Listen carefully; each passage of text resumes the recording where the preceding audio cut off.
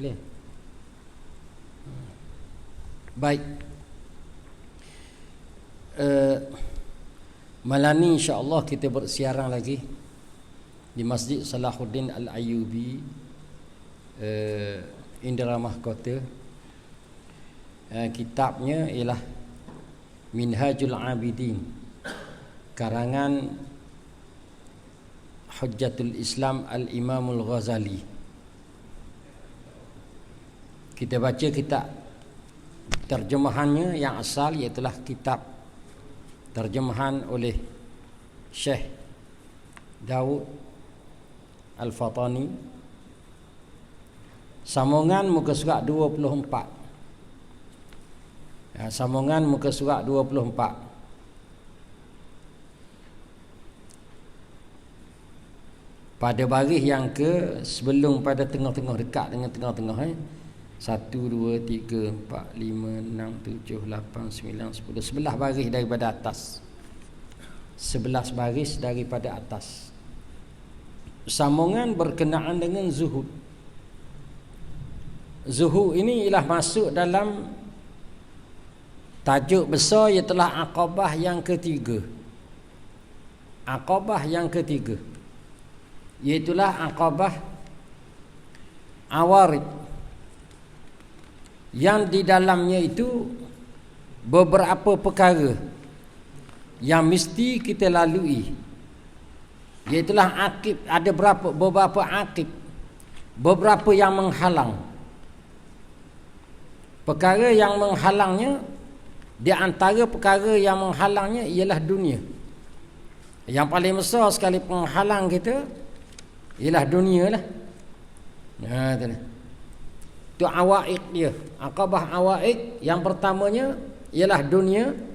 Kemudian yang keduanya penghalang kita ialah makhluk yang perlu kepada uzlah.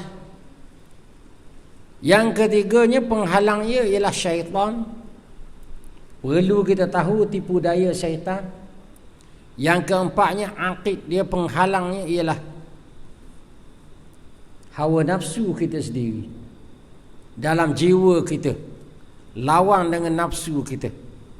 Jadi aqib yang pertama masih lagi kita bincang ni. Aqib yang pertama iaitulah dunia. Bila sebut je dunia, maknanya penghalang yang paling utama ialah dunia, lebih pada benda lain lagi. Sebab di dalam diri kita, di dalam jiwa kita, di dalam kehidupan kita, nak kepada dunia, rindu kepada dunia, cinta kepada dunia. Apa-apa sahaja yang kita lakukan, nak kepada kebendaan. Baik, kata dia sambungan, maka jika dikata orang, apa hukum zuhud pada dunia? Adakah ia fardu ataupun sunat? Ramai orang tak tahu hukum zuhud. Bila sebut kita nak elok daripada dunia, hak yang paling besar sekali kepada kita ialah zuhud lah. Menghindari daripada dunia, tidak berkehendak, tidak berhajat kepada dunia, tidak berkehendak. Kemudian hak mana yang ada pada tangan kita, hak mana yang ada pada diri kita daripada dunia, hendaklah kita bahagi-bahagikan, hendaklah kita keluarkan. Kemudian jangan ada tercampak dalam hati kita tu nak kepada dunia. Mula-mula sekali kita nak tu 3 perkara. Nak zuhud dulu, yang kita telah belajar yang telah lalu, 3 perkara nak zuhud. Yang pertama, jangan ikhtiar, jangan cari. Jangan cari, jangan tuntut. Cari tak apa, jangan tuntut dunia. Jangan, orang Terengganu panggil, jangan nebeng. Ambil sekadar yang mampu saja, ambil sekadar keperluan saja. Yang kedua, ni kita ulang balik acak kali dah, tiap-tiap minggu. Yang kedua, kita hak mana yang ada pada diri kita, dalam poket kita, dalam tangan kita, dalam diri kita, harta benda dunia, kita hendaklah bagikan, infakkan pada tempat-tempat yang sepatutnya. Yang ketiga, selepas pada tu kita dah tak cari, tak tuntut. Hak mana yang ada tu kita buang, kita bagikan. Kemudian yang ketiganya, jangan ada dalam hati kita berkehendak. Walaupun kita tak usaha dah, tak cari dah, tak tuntut dah. Hak mana yang ada pada diri kita bagi dah, tapi jangan berkehendak. Sebab itulah kadang-kadang kita satu kesilapan besar, kita derma ataupun kita sedekah ataupun kita infakkan duit kita ataupun harta kita, dalam hati kita mudah-mudahan Allah Ta'ala balas lebih pada tu lagi rezeki. Itu makna kita bersedekah, dalam hati kita ada rasa kehendak. Ada rasa kehendak. Itu makna tak zuhud. Baik, dari segi zuhud ni, apakah hukum dia? Fardu ke wajib ke kita zuhud? Ataupun sunat je? Atau harus tak ada? Harus zuhud tak ada? Fardu ke sunat? Kalaulah orang tanya kita, zuhud ni wajib ke sunat, maka ketahui olehmu, jawab dia, ketahui olehmu bahawasanya zuhud itu pada kami jatuh di dalam yang haram dan yang halal. Maknanya kita tengok dulu, nak zuhud ni, nak hindar daripada dunia, tengok dulu dunia yang kita ambil tu halal ke haram. Dia terbahagi pada dua pula, halal ke haram. Itu dia. Jadi bila kita kata, aku nak zuhud, aku tak mahu ni, barang ni, dunia ni aku tak mahu, aku tidak mahu ambil. Bila kita tak mahu ambil, kita kena pergi kepada dunia ini.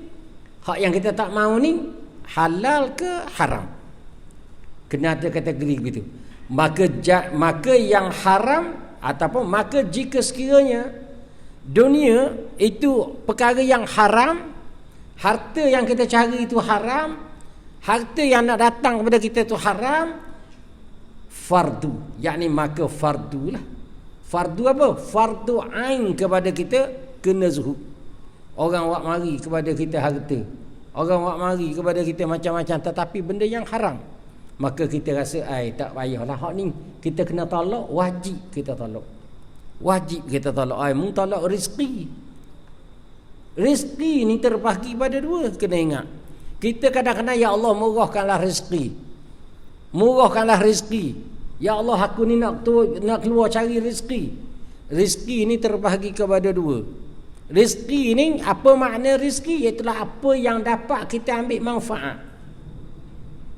apa yang dapat kita ambil manfaat, dan apa yang kita dapat ambil manfaat tu ada dua, iaitulah rezeki yang halal dan rezeki yang haram.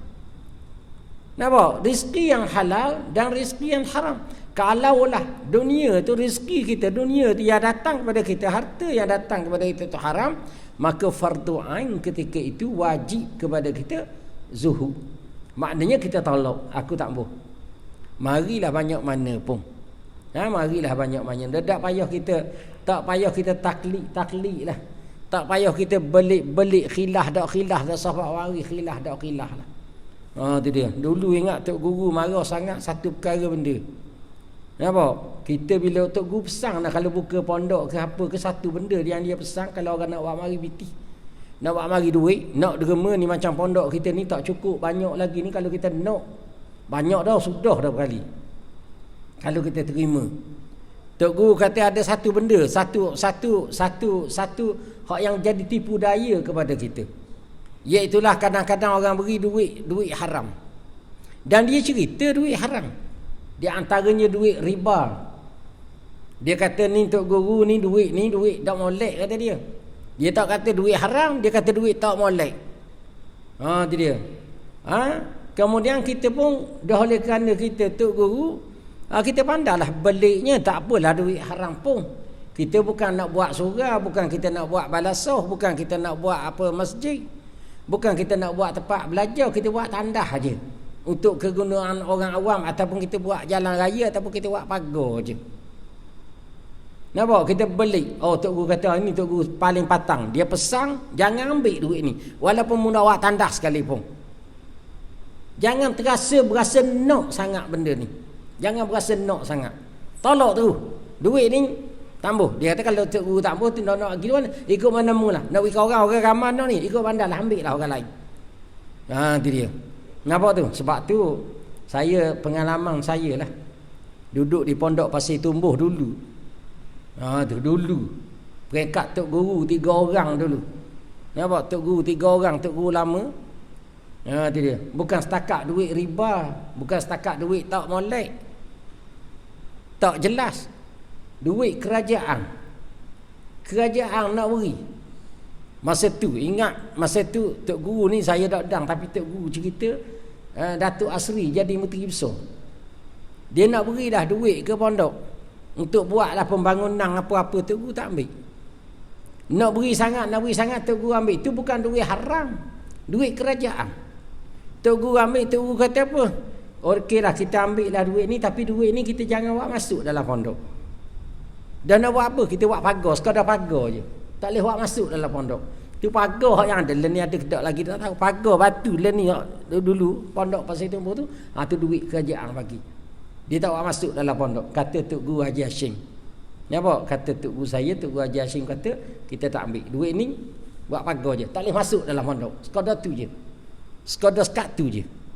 Nak cerita ni nak bersihnya. Padahal masa tu, banyaklah duit nak guna. Nak buat benda tu, nak buat benda ni. Kalau Tok Guru nak sungguh duit masa tu, 3 tingkat, 4 tingkat bangunan boleh buat. Tapi budak-budak duduk dalam pondok pakai apa? Pakai pelita, atak nipah.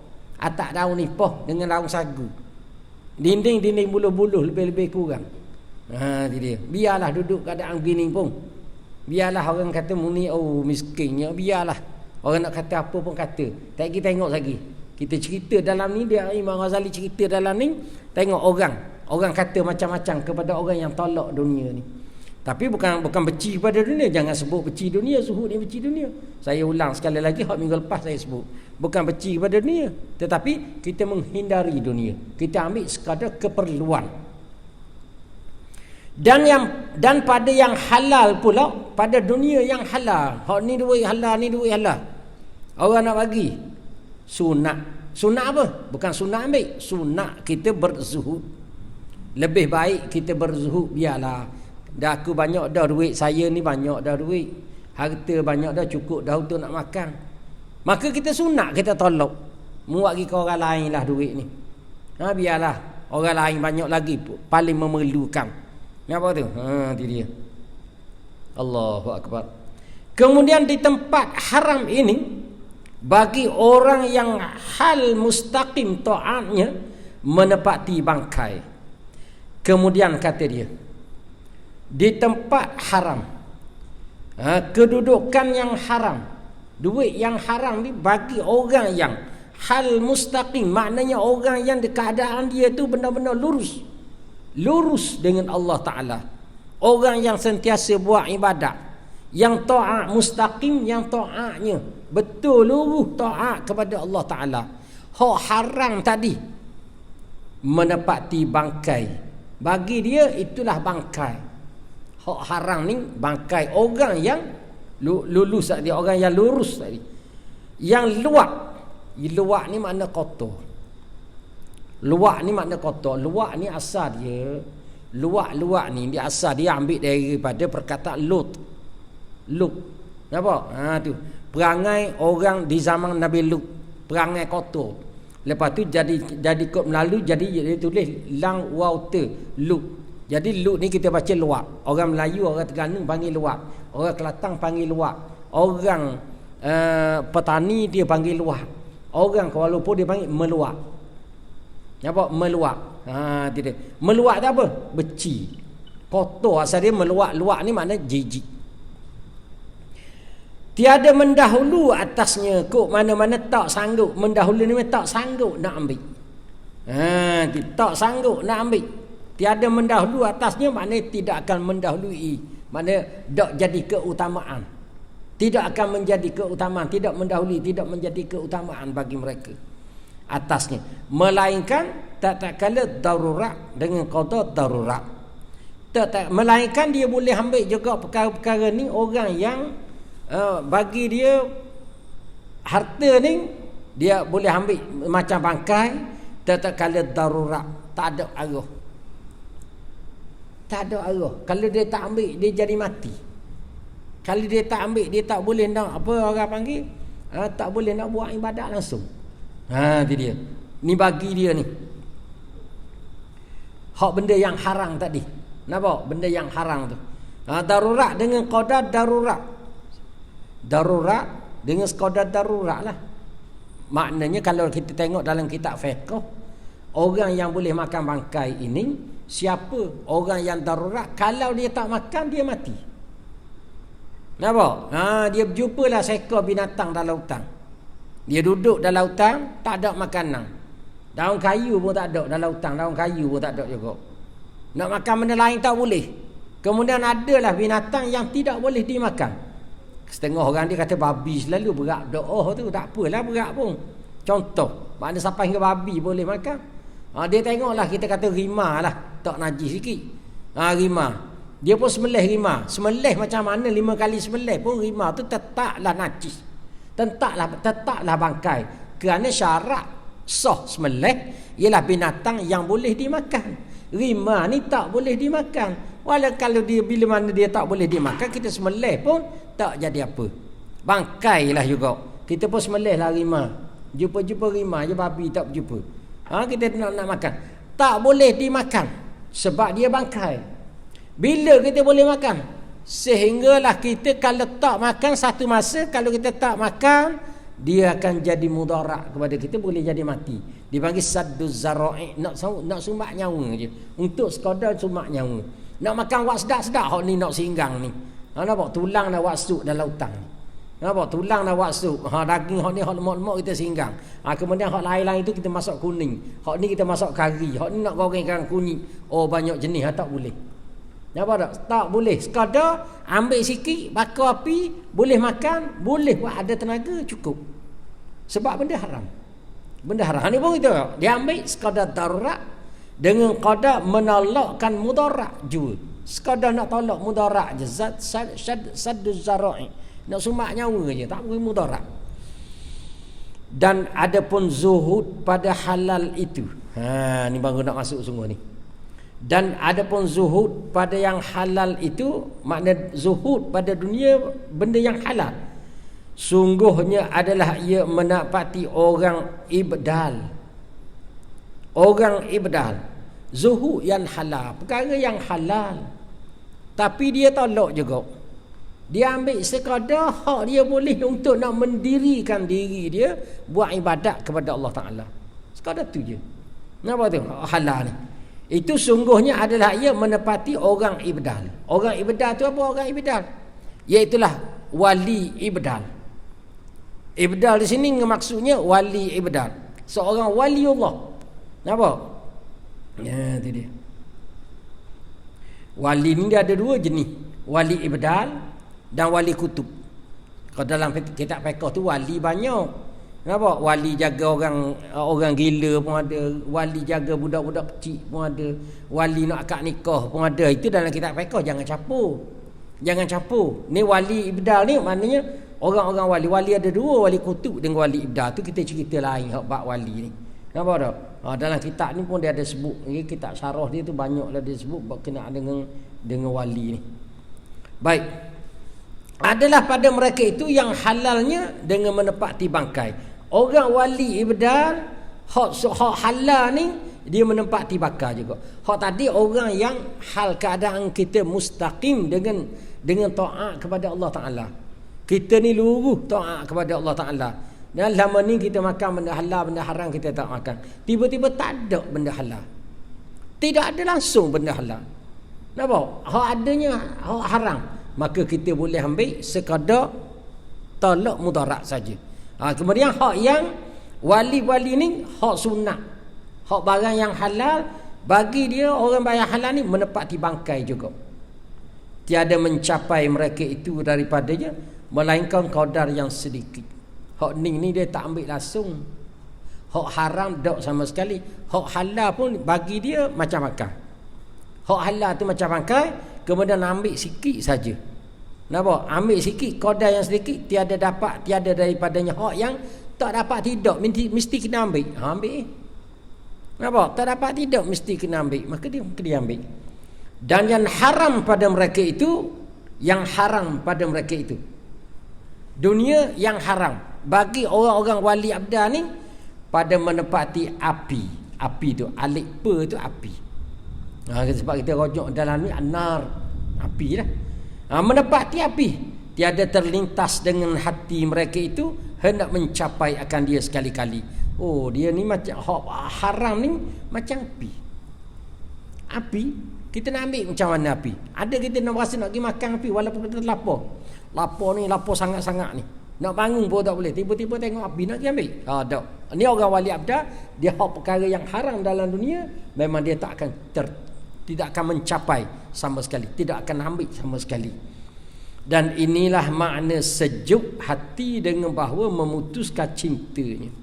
Sejuk hati, apa makna sejuk hati? Burudatul qalbi. Dalam Arab dia panggil burudatul qalbi ni, burudah ni makna sejuk, bukan sejuk mata hati. Bukan sejuk mata hati, sejuk hati. Sejuk hati mana tak ada mu. Ni kita cerita banyak dah sebelum pada ni pun ada.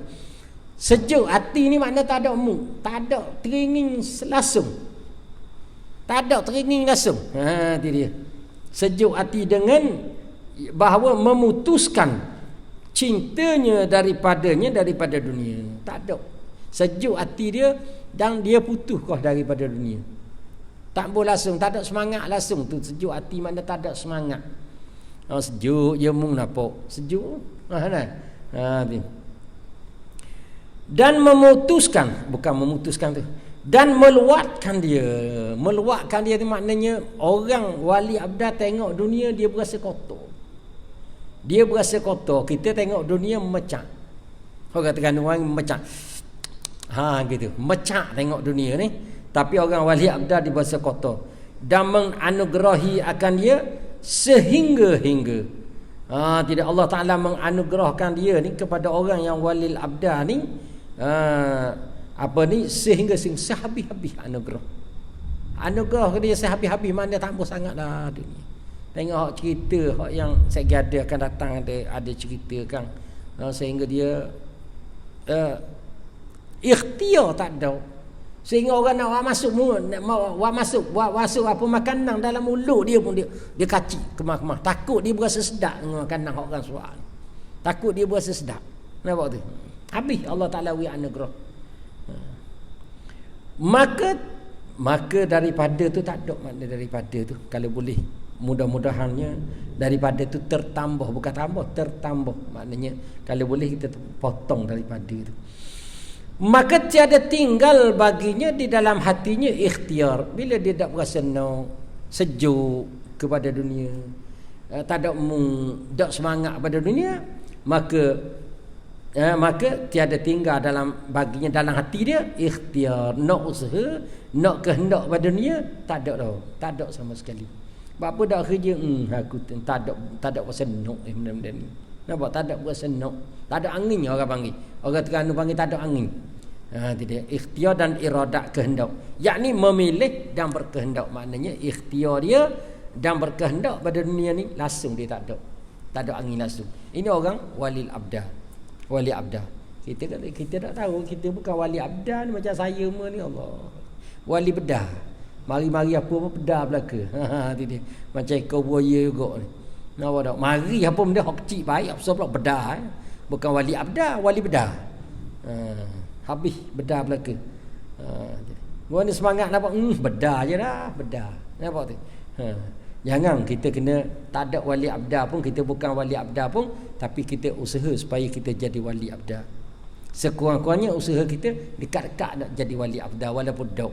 Muni wali dah dekat-dekat tu ada lah. Makna dekat-dekat pun tak apa dah.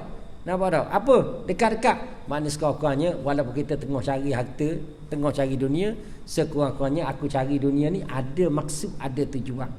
Jangan kita cari dunia, cari kepitih banyak, cari ke pangkat besar, tak ada tujuan. Tak ada tujuan. Tujuan apa? Kerja kuat. Aku nak ripung harta. Saya nak anak aku nak tinggalkan. Anak mu tu Tuhan ada dah. Jangan kita ni ambil peranan Tuhan. Nak supaya anak kita sekali kita tinggal, anak kita tu bahagia, anak kita tu cukup rezeki. Tu kita ambil tugas Tuhan. Tugas Tuhan, anak kita tu ada dah rezeki Allah Ta'ala beri. Kita tak ada tu. Makna kalaulah kita kerja kerana tu, tak ada maksud. Hak yang orang ada maksud, dia buat kerja walaupun tak kuat mana kerja, tapi dia buat kerja, dia keluar pagi balik petang, keluar pagi balik petang. Tujuan dia ialah yang pertama, dia nak supaya anak dia ni dengan makanan yang dia beri ni boleh jadi ulama, boleh jadi orang yang takwa, boleh jadi orang yang soleh.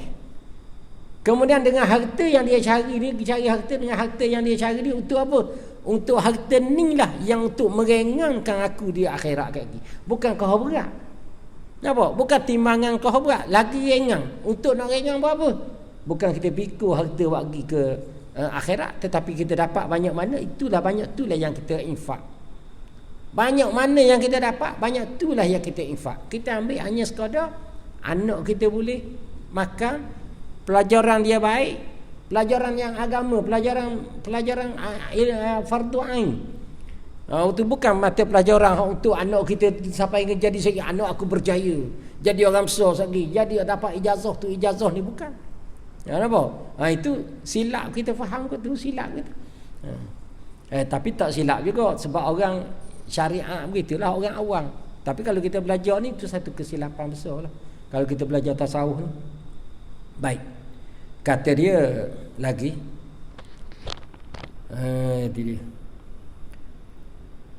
Dan jika engkau kata ada persoalan pula selepas pada tu fardu ain ke sunat ni, maknanya harta yang haram wajib kita zuhud. Harta yang halal bagi kita ni sunat. Orang yang lurus kita buat ibadat dengan Allah Ta'ala, sunat kita tolak harta yang halal. Adapun di kalangan orang yang wali-waliullah, wajib juga dia tolak harta yang halal. Dia hanya ambil sekadar darurat sahaja. Itu maksud dia. Khulasah dia habis. Dan jika engkau kata betapa dapat bahawa jadi dunia di dalam keinginan dan lazatnya yang amat indah yang dituntut akan dia pada segala manusia, dengan ditempati bangkai yang amat luak dan yang hancur, dan kejadiannya orang itu seperti kejadian kami, dan tabiatnya seperti tabiat kami. Itu dia. Kata dia. Kita baca gitu kadang tak faham. Ya, dia pertama kitab ni dia karang melalui ilham. Dia maknanya bahasa-bahasa dia guna pun falsafah. Kemudian terjemah dia daripada Arab. Terjemah dia pula orang tani Syekh Daud. Dengan bahasa kita tu lari sikit, susunan je. Bahasa tak lari susunan. Kadang-kadang kita tak faham. Baik, kata dia, dan jika engkau kata betapa dapat jadi dunia di dalam keinginannya. Makna betapa ni makna bagaimana dapat, bagaimana boleh jadi begini. Betapa makna bagaimana dapat, yakni bagaimana boleh dapat jadi, bahawa jadi dunia di dalam keinginan. Itu dia. Sebab apa dunia ni dapat jadi keinginan, dalam keinginan dunia ni duduk dalam keinginan. Keinginan tu makna apa? Syahwat. Syahwat nafsu kita. Keinginan. Dan lazatnya dunia ni yang amat indah. Lazat sungguh. Kita tengok kelazatan dunia hari ni. Sebab kita tak tahu lagi kelazatan akhirat. Hak dalam syurga kita tak tahu. Kita tengok kelazatan hari ni. Allah sedapnya dunia. Itu dia.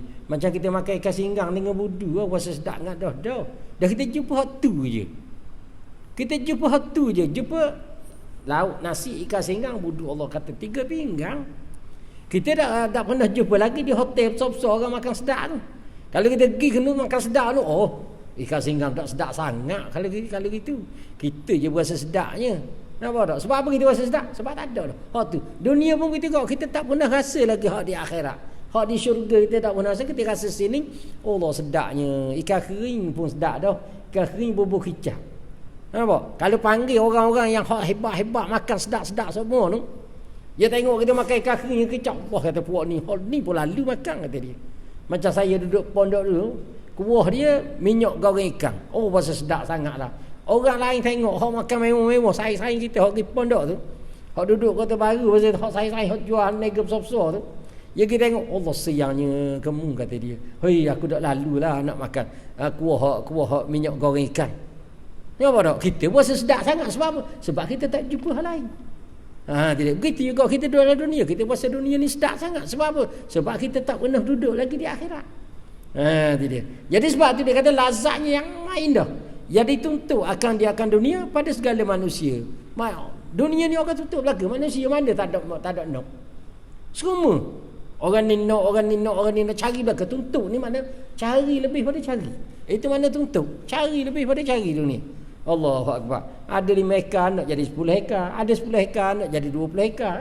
Dah cukup sama. Lalu mati gitu je. Mati dengan khoya. Itu dia. Manusia dengan ditempati bangkai. Sebab apa?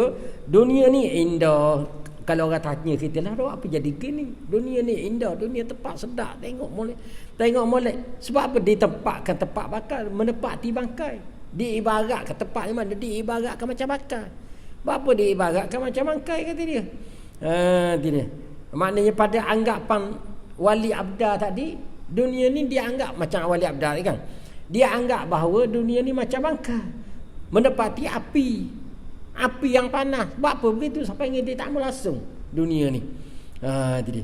Yang amat luas, amat kotor, yang hancur, bangkai itu kuat, kotor lagi, hancur lagi, bakal buruk. Ulat saja. Ni sebab apa yang dia menepati begini, buat ibarat begini. Dan kejadiannya orang itu seperti kejadian kami pada sedangkan kata dia kejadian wali abda tu tubuh badan dia macam kita semua lah juga. Ada mata, ada telinga, ada kulit, ada badan, ada perut, ada lidah, ada gigi, ada mulut. Dan badan nak makan. Serupa macam kita. Kenapa? Kejadiannya seperti kejadian kami. Dan tabiatnya seperti tabiat kami. Dia perlu kepada tabiat semula jadi manusia. Macam Nabi kau. Nabi Muhammad tu kan.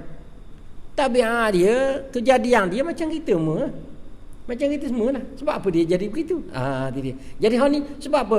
Waliullah menganggap bahawa dunia ni kotor. Dunia ni bangkai. Dunia ni macam api.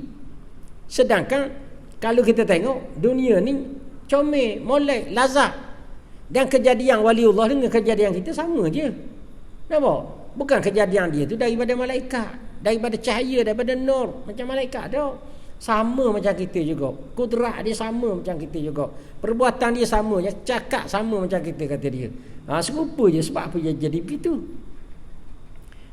Dia maknanya tabiat dia pun nak pada dunia ni juga sebab apa dia kata jadi bangkai.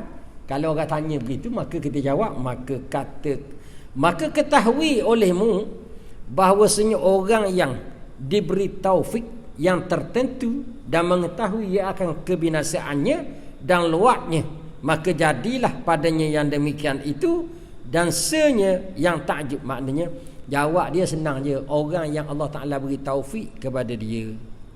Apa? Orang Allah Ta'ala beri taufik kepada dia, kata dia yang tertentu. Taufik ni taufik yang tertentu, taufik yang khas. Nampak? Taufik yang khas. Yang taufik ni bukan semua orang dapat.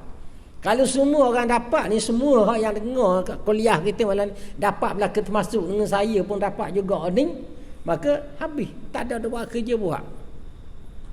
Semua masuk dalam golongan wali belaka. Tapi dah hak ni hak tertentu, taufik yang tertentu. Kita Allah Ta'ala beri taufik juga. Hanya sekadar kita dapat mari masjid, hanya sekadar kita dapat semayang berjemaah, wirid, baca Quran. Sekadar itu Allah Ta'ala beri taufik. Dan taufik ini Allah Ta'ala beri bermacam-macam melihat kepada tarah masing-masing. Orang ni tarah dia, taufik dia banyak. Hidayah tu ada belaka. Taufik ni, taufik lain, hidayah lain. Kita ni ada hidayah belaka, tapi taufik orang ni boleh semayang saja di rumah. Orang ni boleh mari semayang di masjid. Orang ni boleh baca Quran. Orang ni nak baca Quran sangat tapi tak erti baca Quran. Dan macam-macam taufik yang Allah Ta'ala beri. Kenapa? Orang ni boleh baca Quran tapi tak baca Quran. Allah Ta'ala tak beri taufik untuk baca Quran, tapi benda lain Allah Ta'ala beri taufik. Hak wali ni ada taufik yang Allah Ta'ala beri taufik yang tertentu, mana taufik yang khas dan mengetahui akan kebinasaannya. Dia boleh tahu kebinasaan. Kalau dia ambil benda ni, punah dia. Kalau dia ambil benda ni, rosak dia. Kalau dia ambil benda ni, hancur dia. Nampak? Kalau dia ni nak buat ibadat, tiba-tiba ambil dunia yang banyak, maka ibadat dia akan jadi rosak. Itu dia nampak kebinasaan tu. Dan kita tak nampak benda tu. Kita nampaknya bila kita kaya, bila kita senang nak buat ibadat. Itu anggapan mana-mana pun. Rata-rata kalau kita jumpa dengan orang, kalau kita bercakap dengan orang, dia kata ni susah, nak buat ibadat pun susah. Apa? Dah makan pun tak cukup.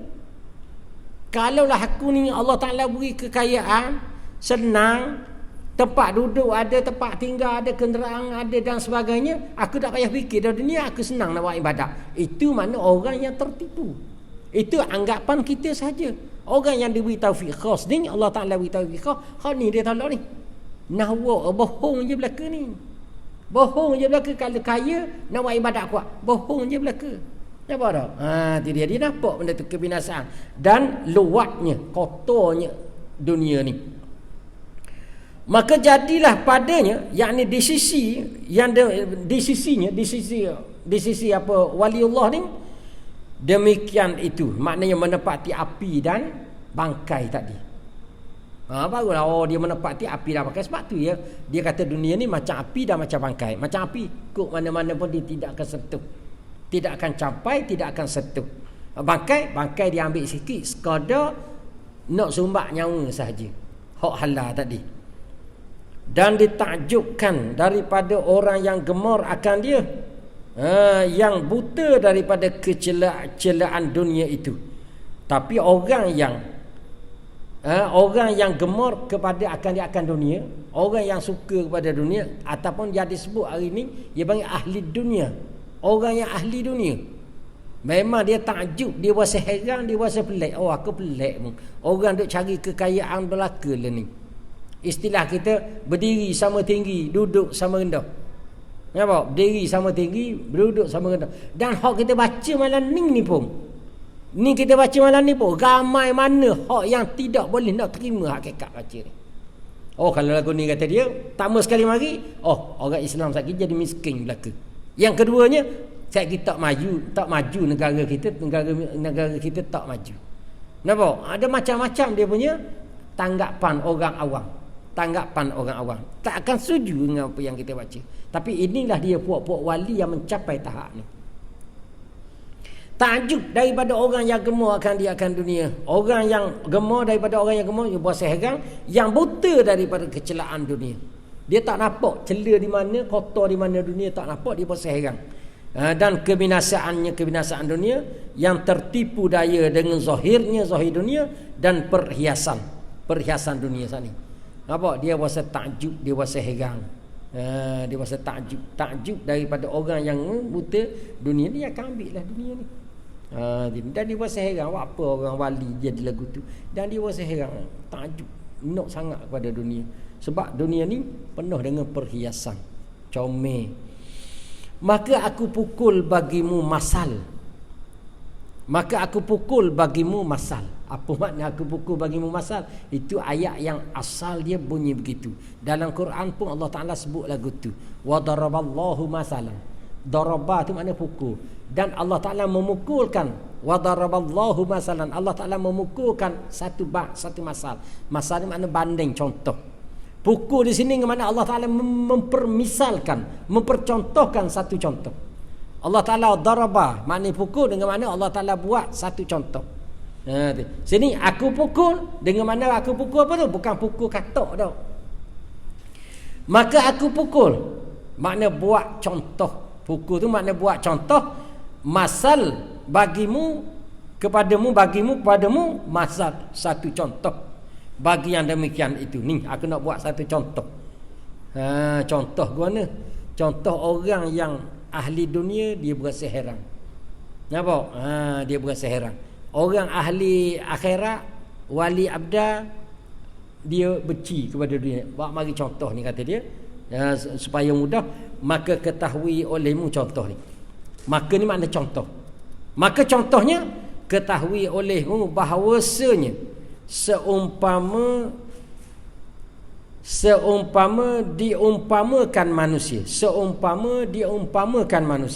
Bahasa dia, ikut dulu bahasa dia, lepas tu kita ejah dengan bahasa kita. Bahawasanya seumpama, dibandingkan umpama manusia, dibandingkan umpama manusia, yakni seorang yang berbuat tepung. Bukan tapang tu, tepung. Eja tapang pun serupa, taping pun serupa. Nampak? Tupang pun hak ni juga eja dia. Kok tani tupang ni juga tepenge. Dia dak eja tumpang, tupang. Ni kuih, tepung kuih lah. Orang buat kuih. Kita pergi tengok orang buat kuih di rumah pukul 4 pagi dia bangun dah. Dia buat kuih. Kita pergi tengok. Orang lain tak tengok belaka, tidur belaka pukul 4 pagi. Biasa orang buat kuih kedai tu pukul 4 pagi dia buat dah. Kadang-kadang setengah pukul 3, 3:30 dia bangun dah. Buat kuih. Nak jual pagi pukul 6 dah lagi kedai. Nampak? Siapa tengok dia buat kuih? Tak ada orang tengok seorang. Kita pergi beli je kuih kedai pagi esok, tengok panas-panas lagi. Kita pun belilah. Macam-macam kuih kita beli. Balik-balik makan ada mani. Sedap. Hak mani pun sedap, hak tawar pun sedap. Kuih cara tawar, cerita mani. Sedap. Ni ibarat kata orang buat tepung. Ada seorang tu dia buat tepung lah. Dia buat kuih. Tepung ni bahasa lama Terengganu panggil tepung juga bahasa lama. Kalau malam sepu dia panggil malam sepung, makan tepung. Nampak? Bahasa Kelantan tepung masih lagi tepung hari ni. Tu dia. Kalau bahasa petani tepung lagi. Tepung lagi apa hari ni. Terengganu kurang dah panggil tepung, dia panggil kuih dah. Terengganu dia panggil kuih sebab orang Terengganu ni mudah ngikut bahasa orang. Tu dia. Kalau di Kelantan masih lagi tepung. Nampak tu? Kalau di Kuala Lumpur tu kalau tepung ni debu gandum. Debu gandum tu tepung lah. Debu tepung dia panggil. Dia buat tepung dengan segala syaratnya lah, cukup lah dengan syaratnya daripada sukar dan minyak. Sukar tu makna gula. Bubuh gulanya, bubuh minyaknya, bubuh apanya, cukup lah garamnya, apalah semua sekali barang-barang. Nampak? Dan lainnya daripada keduanya sukar dan minyak. Sukar ni orang petani sampai kali ni masih panggil sukar. Ataupun sakar. Sukar ataupun sakar. Sukar ni daripada bahasa Arab makna dia gula. Nampak? Orang tani panggil sakar. Wari sakar tu sakar. Sakar tu makna gula. Orang Kelantan pun ada setengah-setengah panggil sakar juga ataupun sukar. Baik. Bahasa kita Terengganu tak ada panggil sakar. Panggil sukar ataupun panggil sakar tak ada. Gula. Nampak? Gawalan malik gula. Dan lain daripada keduanya. Kemudian ditaruh apa? Di dalam sepotong daripada racun. Ditaruh di dalamnya, di dalam tepung tadi, di dalam kuih tadi, sepotong daripada racun yang membunuh. Dia tengah kame tepung, buat tepung apang. Nampak? Buat tepung apang, orang panggil tepung apang dia kame dia bubuh apa ibu penaik dia buat apa? Tiba-tiba dia bubuhlah sepotong ni makna sikit, sepotong ni makna sikit. Bubuhlah sikit racun dalam tu. Racun pula racun Roundup. Busuk juga racun Roundup. Kame kucak contohlah. Nampak boleh membunuh dan melihat yang demikian itu seorang laki-laki. Orang lain tidur belaka pukul 3:30 dia buat kuih ni. Kita yang tak tidur kita tengok, oh dia bubuh racun. Tengoklah botol tu, botol Roundup atau perakuak. Nampak? Tu dia. Dia bubuh mak dia busuk air kakak ni bubuh racun ni. Kita tengok benda tu. Seorang je tengok, orang lain tidur. Hak ramai-ramai tu tidur, seorang je tengok. Nak cerita beritahu tak boleh. Tak ada bukti takak. Nampak? Kita cerita buat dalam WhatsApp jangan makan kuih orang tu. Dia kata kita fitnah. Orang marah kita. Mu ni fitnah kau orang saja kerjaan, tak ada kerja lain kata dia. Nampak? Nak cerita tak boleh. Dan tiada melihat seorang yang lain. Orang lain tak tengok. Hak ni je tengok. Orang ni tengok, orang lain tak tengok. Kemudian dia hantarkan tepung itu, tepung pula tu. Dia hantarkan tepung itu, dihantar di mana dihidangkan, diberilah. Dihantar di mana kita hidanglah tepung tu antara di hadapan kedua orang itu. Dia hak tengok seorang, hak tak tengok seorang. Pak mari. Dia sudah buat bakar tu, mari ambil makan kata dia. Makan. Dihiasi lagi dibaikkan hiasannya. Bukan setakat tu saja, dia hias pula. Dia tulis pula dengan apa? Dengan gula tu. Happy birthday pula dia tulis happy birthday. Jaga baik dia tulis happy birthday tu kena birthday mu ni kata dia. Kenapa? Dia tulis happy birthday kena birthday. Dia buah racun tu. Dia buah racun. Maka laki-laki yang melihat itu hias comel lah. Ya comel sehingga kita berasa nak kuih tu. Jadi. Maka laki-laki yang melihat barang yang dijadikan padanya racun, hak laki-laki hak tengok dia bubuh racun tadi adalah ia zahid yang demikian itu. Tak boleh tolak. Zahid ni mana tolak tak boleh. Nampak? Aku tak mau makan kata dia. Demikian itu tepung itu. Tiada terlintas pada hatinya bahawa hendak mencapai daripadanya. Tak ada terlintas sikit rasa nak ambil mencapai, nak ambil makan. Capai mana nak ambil makan, tak ada terlintas sikit nak ambil makan daripadanya dengan suatu kelakuan sekali-kali. Kok mana-mana keadaan kelakuan aku tidak akan ambil makan. Walaupun nak cicah dengan air, kok-koklah dia tawar sikit racun, tidak akan ambil. Kalau kita tengok orang buat tepung, kuih, dia beracun, nak makan. Tak lah. Dan adalah padanya yang demikian itu seperti menepati api. Hak ni macam ke menepati api. Buat apa? Tak akan makan semua sekali. Sebab hak ni boleh dapat membunuhkan aku. Orang wali tadi tak ambil makanan benda yang halal tu tadi gitu. Benda yang halal memang takut jadi macam api. Tak akan ambil. Nampak? Dapat membunuh. Tetapi terlebih lagi seperti menepati api. Tetapi bahkan terlebih lagi, makna terlebih lagi tak boleh. Kalau api tu tak mau ambil dah. Hak ni tengok kuih wak ngeracun lagi tak boleh. Lebih pada api lagi. Lebih pada api lagi. Dari segi membahayakan.